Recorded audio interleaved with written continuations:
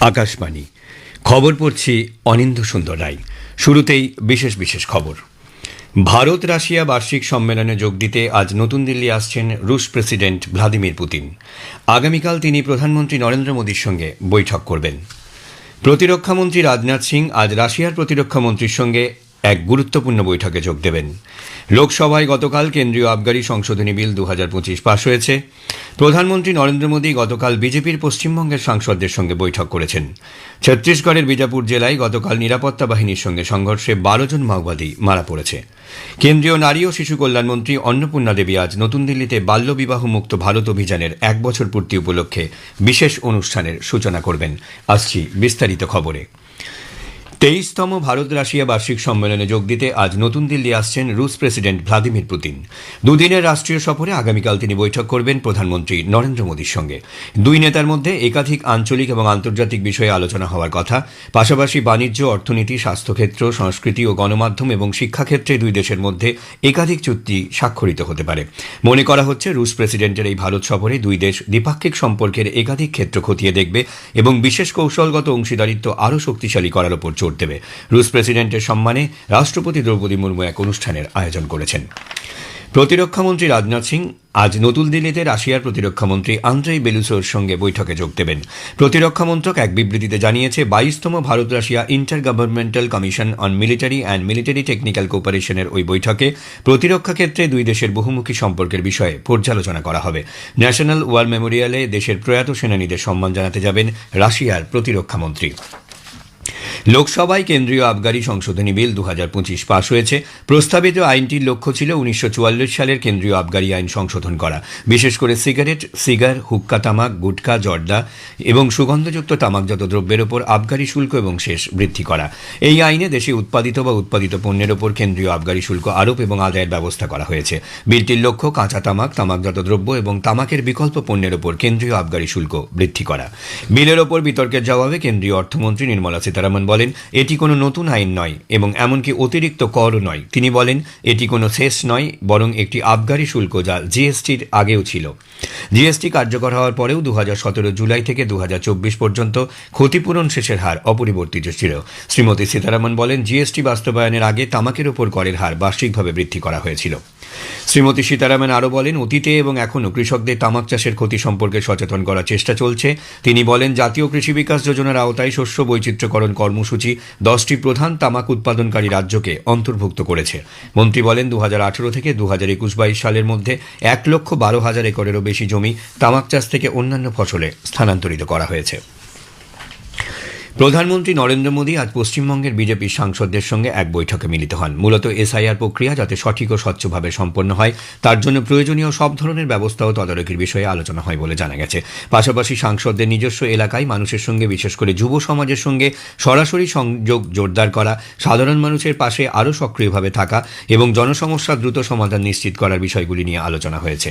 বৈঠকের পর সাংসদ সুকান্ত মজুমদার সাংবাদিকদের বলেন, পশ্চিমবঙ্গে আগামী বিধানসভা নির্বাচনে বর্তমান শাসক দলকে সরিয়ে গণতান্ত্রিক সরকার প্রতিষ্ঠার লক্ষ্যে দলের সাংসদদের লড়াই চালিয়ে যাওয়ার আহ্বান জানিয়েছেন প্রধানমন্ত্রী। এছাড়া বিভিন্ন সরকারি উন্নয়নমূলক কর্মসূচি কিভাবে আরও কার্যকরভাবে রূপায়িত করা যায় তা নিয়েও বৈঠকে আলোচনা হয় বলে জানা গেছে।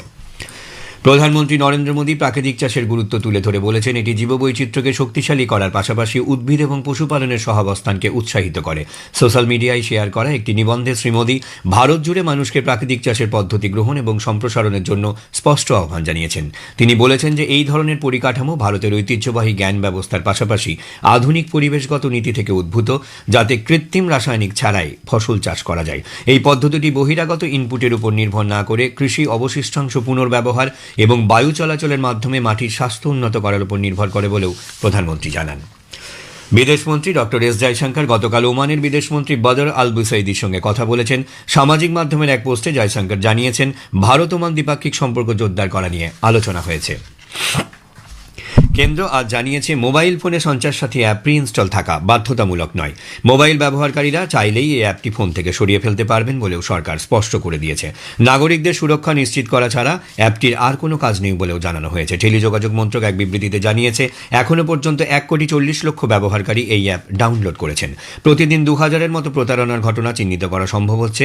গত একদিনেই 6 লক্ষ নাগরিক এই অ্যাপ ডাউনলোড করেছেন। এদিকে টেলিযোগাযোগ মন্ত্রী জ্যোতিরাদিত্য সিন্ধিয়া সঞ্চার সাথী অ্যাপের মাধ্যমে নজরদারি চালানো নিয়ে বিরোধীদের অভিযোগ খারিজ করে দিয়েছেন। তিনি বলেছেন, এর মাধ্যমে নজরদারি চালানো কখনোই সম্ভব নয়। লোকসভায় আজ এক প্রশ্নের জবাবে শ্রী সিন্ধিয়া স্পষ্ট জানান, মোবাইল ব্যবহারকারীরা নিজেদের সুবিধামতো এই অ্যাপটিকে চালু করতে পারবেন। একই সঙ্গে যে কোনো সময় তারা চাইলেই সেটিকে নিষ্ক্রিয় বা মোবাইল থেকে ডিলিট করে দিতে পারবেন। মন্ত্রী জানান, যে কোনো রকম প্রতারণামূলক কার্যকলাপ থেকে দেশের নাগরিকদের রক্ষা করার উদ্দেশ্যে নরেন্দ্র মোদী সরকার এই সুবিধা প্রদান করেছে। ভারতে 10 কোটি মোবাইল ব্যবহারকারী রয়েছেন এবং সাইবার প্রতারণা রুখতে 2023 সালে সঞ্চার সাথী পোর্টালের সূচনা হয়েছিল। 2025-এ অ্যাপ চালু করা হয়। संचार साथी पोर्टल की हमने शुरुआत की थी 2023 में और संचार साथी ऐप का प्रयोग हमने 2025 में शुरुआत किया। संचार साथी एक ऐसा ऐप है जिसके आधार पर जन भागीदारी के आधार आज देश की एक एक जनता और नागरिक अपने आप को सुरक्षित रख सकता है फ्रॉड से, स्टोलन मोबाइल से, अपने स्टोलन मोबाइल को रिकॉर्ड कर सकता है, रिपोर्ट कर सकता है। তথ্য ও সম্প্রচার মন্ত্রী অশ্বিনী বৈষ্ণব বলেছেন, ভুয়ো খবর বা ফেক নিউজ গণতন্ত্রের পক্ষে বিপজ্জনক। সামাজিক মাধ্যমে ভুয়ো খবর ছড়ানো এবং এআই নির্মিত ডিপ ফেকের বিরুদ্ধে কঠোর ব্যবস্থা গ্রহণের প্রয়োজনীয়তার উপরে জোর দেন তিনি। লোকসভায় এক অতিরিক্ত প্রশ্নের জবাবে শ্রী বৈষ্ণব বলেন, এআই নির্মিত ডিপ ফেকের বিরুদ্ধে ব্যবস্থা নিয়ে সরকার একটি নতুন খসড়া নীতি প্রকাশ করেছে। চিতাবাঘ বিড়া ও তার 10 মাস বয়সী দুটি শিশুকে আজ কুনো জাতীয় উদ্যানের মুক্ত বনাঞ্চলে ছাড়া হবে। আজ আন্তর্জাতিক চিতা দিবস উপলক্ষে আয়োজিত এক অনুষ্ঠানে মধ্যপ্রদেশের মুখ্যমন্ত্রী মোহন যাদবের উপস্থিতিতে মা ও 2 শিশু চিতাবাঘকে খাঁচা থেকে বনে ছাড়ার জন্য বিশেষ উদ্যোগ নেওয়া হয়েছে। 5 বছরের বিড়াকে 2023-এর ফেব্রুয়ারিতে আরও 12টি চিতাবাঘের সঙ্গে এদেশে আনা হয়। গত ফেব্রুয়ারিতে সে 2টি শিশুর জন্ম দেয়। আজকের অনুষ্ঠানে মুখ্যমন্ত্রী কুনো জাতীয় উদ্যানের বার্ষিক ক্যালেন্ডারও প্রকাশ করবেন। এ খবর শুনছেন আকাশবাণী থেকে। ছত্তিশগড়ের বিজাপুর জেলায় আজ নিরাপত্তা বাহিনীর সঙ্গে সংঘর্ষে 12 জন মাওবাদী মারা পড়েছে। অভিযানে 2 জন নিরাপত্তা কর্মীও প্রাণ হারিয়েছেন এবং 1 জন জওয়ান আহত হয়েছেন। বিজাপুরের পুলিশ সুপার জিতেন্দ্র যাদব জানিয়েছেন যে বিজাপুর দান্তেওয়াড়া সীমান্তে মাওবাদীদের উপস্থিতি সম্পর্কে গোয়েন্দা তথ্যের ভিত্তিতে দান্তেওয়াড়া এবং বিজাপুরের জেলা reserve guard, special task force, cobra unit ও সিআরপিএফের একটি যৌথ দল তল্লাশি আরম্ভ করলে সংঘর্ষ শুরু হয়। বাস্তার রেঞ্জের আইজি সুন্দর রাজপি জানিয়েছেন যে ঘটনাস্থল থেকে এখনো পর্যন্ত 7টি মৃতদেহ উদ্ধার করা হয়েছে। রাইফেল এবং অন্যান্য বিস্ফোরক বাজেয়াপ্ত করা হয়েছে। সংঘর্ষে বিজাপুরের জেলা রিজার্ভ গার্ডের 1 জন হেড কনস্টেবল এবং 1 জন কনস্টেবল নিহত হয়েছেন। আরও 1 জন জওয়ান আহত হয়েছেন এবং তাকে বিজাপুরের প্রাথমিক চিকিৎসা দেওয়া হয়েছে। তার অবস্থা আশঙ্কামুক্ত বলে জানা গেছে। শেষ পাওয়া খবরে জানা গেছে অতিরিক্ত বাহিনী ঘটনাস্থলে পাঠানো হয়েছে এবং ব্যাপক তল্লাশি অভিযান শুরু হয়েছে। কেন্দ্রীয় নারী ও শিশু কল্যাণমন্ত্রী অন্নপূর্ণা দেবী আজ নতুন দিল্লিতে বাল্যবিবাহ মুক্ত ভারত অভিযানের 1 বছর পূর্তি উপলক্ষে 100 দিনের এক সচেতনতামূলক অভিযানের আনুষ্ঠানিক সূচনা করবেন। এর মাধ্যমে দেশের সব নাগরিক, বিভিন্ন প্রতিষ্ঠান ও সম্প্রদায়ের নেতাদের এই আন্দোলনের যোগদানের জন্য আহ্বান জানানো হবে। বাল্যবিবাহমুক্ত ভারত গড়ে তোলার জন্য দেশের প্রতিশ্রুতিও পুনর্ব্যক্ত করা হবে। মন্ত্রকের তরফে বলা হয়েছে, স্বাস্থ্য ও পরিবার কল্যাণ, পঞ্চায়েতি রাজ, গ্রামীণ উন্নয়ন এবং শিক্ষা মন্ত্রকের সঙ্গে সমন্বয়ে এই অভিযানটি বাস্তবায়িত করা হবে। উল্লেখ্য, গত 2025-এর 27 নভেম্বর বাল্যবিবাহমুক্ত ভারত অভিযানের আনুষ্ঠানিক সূচনা হয়। অপারেশন সাগর বন্ধুর অধীনে ভারত আকাশ, সমুদ্র এবং স্থলপথে শ্রীলঙ্কায় ত্রাণ পৌঁছে দেওয়ার জন্য প্রয়োজনীয় পদক্ষেপ করছে। আজ ভারতীয় বিমান বাহিনীর একটি C-17 গ্লোব মাস্টার শ্রীলঙ্কায় একটি বেইলি ব্রিজ পৌঁছে দিয়েছে। এটি দ্রুত স্থাপনযোগ্য কাঠামো যা ঘূর্ণিঝড়ে ধ্বংসপ্রাপ্ত সেতুগুলির সংযোগ পুনরুদ্ধারের জন্য অত্যন্ত গুরুত্বপূর্ণ। এদিকে শ্রীলঙ্কা ধীরে ধীরে স্বাভাবিক হচ্ছে। বন্যার সতর্কতা প্রত্যাহার করা হয়েছে। সেচ বিভাগ জানিয়েছে যে নদীর জলস্তর ক্রমাগত হ্রাস পাচ্ছে। নাগালাগাম স্ট্রিটে শুধুমাত্র কেলানি নদীতে সতর্কতা জারি রয়েছে, যদিও জল কমছে। রায়পুরে দ্বিতীয় একদিনের আন্তর্জাতিক ক্রিকেট ম্যাচে দক্ষিণ আফ্রিকা ভারতকে গতকাল 4 উইকেটে পরাজিত করেছে। প্রথমে ব্যাট করে ভারত নির্ধারিত 50 ওভারে 5 উইকেটে 358 রান করে। জয়ের জন্য 359 রানের লক্ষ্যমাত্রা নিয়ে খেলতে নেমে দক্ষিণ আফ্রিকা 4 বল বাকি থাকতে 6 উইকেটে 362 রান করে।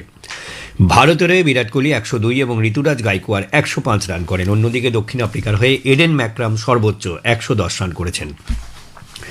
ভারতের অর্শদীপ সিং প্রসিদ্ধ কৃষ্ণা 2টি করে উইকেট নেন। 3 ম্যাচের এই একদিবসীয় সিরিজে বর্তমানে ভারত এবং দক্ষিণ আফ্রিকা 2 দলই 1টি করে ম্যাচে জয় পেয়েছে। আগামী শনিবার বিশাখাপত্তনমের শেষ ম্যাচে মুখোমুখি হবে 2 দল।